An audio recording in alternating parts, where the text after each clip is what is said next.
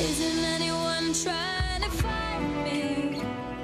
The last time inflation was this hot was back in February 2003 when Avril Lavigne topped the charts. Now, a big driver of the cost of living this time around was gas. Prices at the pumps up more than 40% since October 2020. But that's not all. Just about everything is more expensive. Food, shelter, cars. Current combination of high inflation and low interest rates is a double whammy for household budgets. High inflation eats away at your purchasing power, while your money hardly earns anything in your savings account.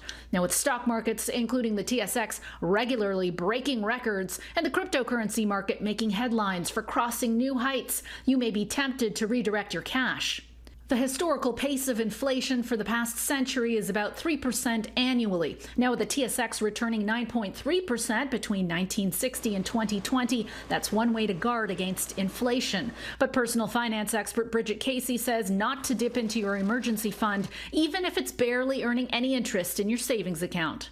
Anything that's a short-term goal, so less than 2 years, should absolutely be totally in cash. Instead, shop around to find a higher interest, no-fee savings account from an online-only bank or a credit union, but leave your rainy day fund alone.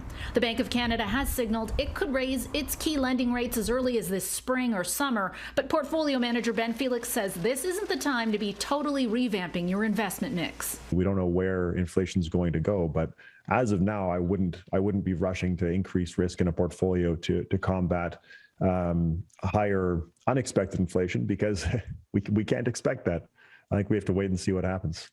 Some view cryptocurrency as a hedge against inflation, but Felix doesn't buy it. The reality is that crypto is extremely volatile, and something that volatile, it's really tricky to call it a hedge. The same thing is true with gold.